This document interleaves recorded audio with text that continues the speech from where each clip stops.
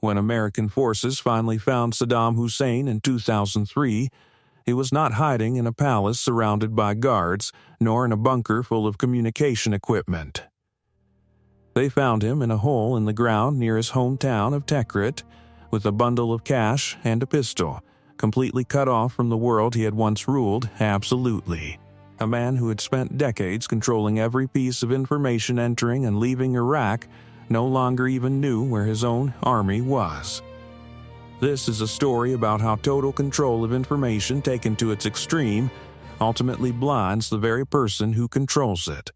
Few cases in modern political history illustrate the paradox of absolute control so clearly.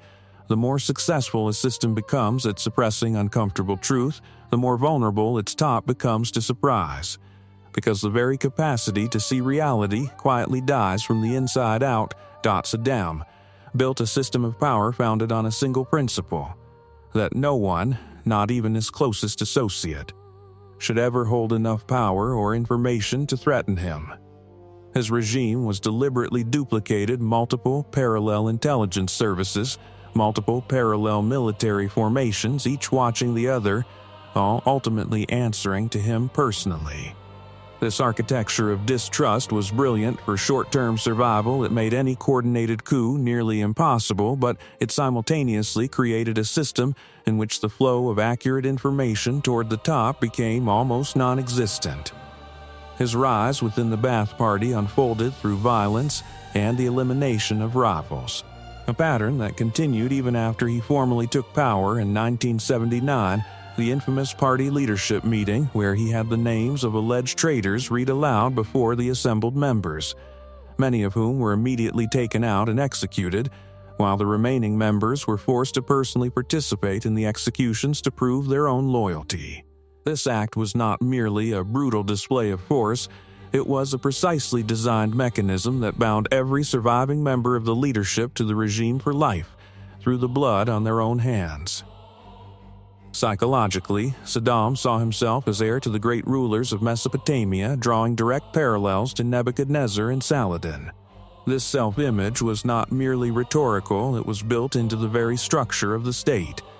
From monumental palaces to history textbooks rewritten to present his rule as the natural continuation of Iraq's ancient glory.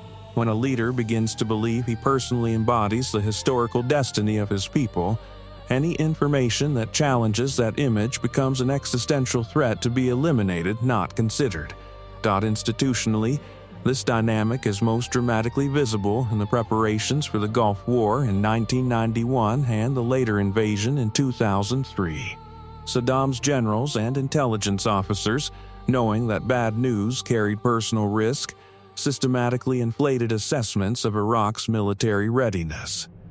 Saddam himself, according to post-war reports, was convinced Iraq had a real chance against coalition forces, partly because no one in the system dared tell him the full truth about the scale of the imbalance in power. A particular paradox of this story lies in the question of weapons of mass destruction. After the war, it was revealed that Iraq had, in the years before the 2003 invasion, actually destroyed most of its weapons programs. But Saddam deliberately maintained ambiguity about it, partly to intimidate his regional rival Iran, and partly because he himself believed that absolute uncertainty offered him security. That same strategy of ambiguity, designed to confuse his adversaries, ultimately convinced the international community that a threat existed which no longer did, accelerating his own downfall through the very same logic of information control that had once served his survival. Saddam's relationship to criticism was absolute, and brutal dissidents, and even mere suspicion of dissent, were punished with imprisonment, torture, or death, not only for the individual but often for his entire family as well. This practice did not produce loyalty, it produced a perfect performance of loyalty. The people around him learned that survival depended on always telling him what he wanted to hear, no matter how far removed that was from realities on the ground. This dynamic became fatal in 2003, when Saddam, convinced by his own propaganda about Iraq's military strength and international support, refused to seriously consider the possibility of a rapid collapse of his army. Instead of preparing for a realistic scenario, he continued with rituals of power, public appearances, threats, declarations about the mother of all battles, right up until the moment when the military system he had built over decades literally vanished within a matter of weeks. Post-war interrogators who spoke with Saddam in captivity described a man who, even then, appeared genuinely bewildered by the speed of his own downfall, as though he truly believed his own image of Iraq as a regional power capable of withstanding a coalition invasion. That bewilderment was not a performance for an audience, because there was no longer any audience. It was the final, deepest demonstration of just how successfully the system he had built had deceived even him, the architect of his own isolation. This architecture of an isolated ruler, surrounded exclusively by voices confirming what he already believes, has a clear parallel in the final years of the reign of the Russian Tsar Nicholas II, whose advisors systematically hid from him the scale of discontent in the country until the February Revolution of 1917 practically exploded without any warning at the very top of power. A similar dynamic is visible in Nicolae Ceausescu, whose final public speech in 1989, interrupted by the jeers of a crowd he expected to applaud, became a symbol of the moment when the illusion of absolute control finally meets a reality it had successfully ignored for decades.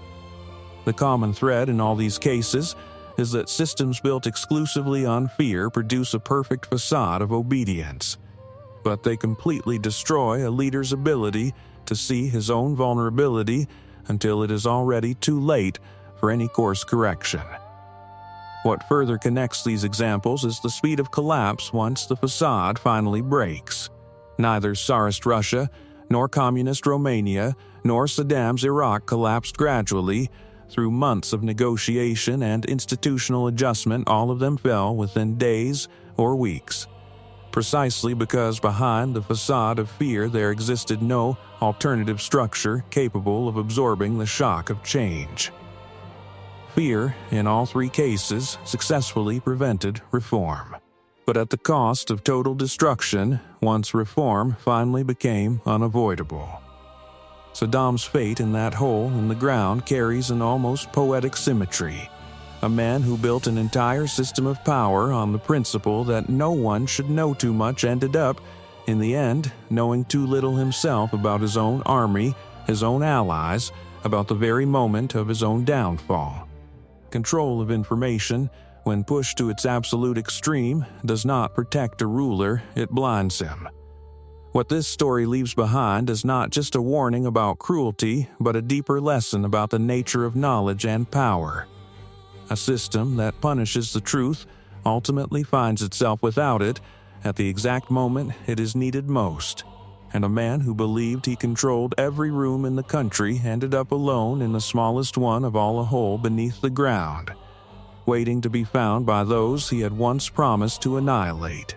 The trial that followed, conducted before an Iraqi court under the full glare of world media attention, added one final, bitter layer of irony.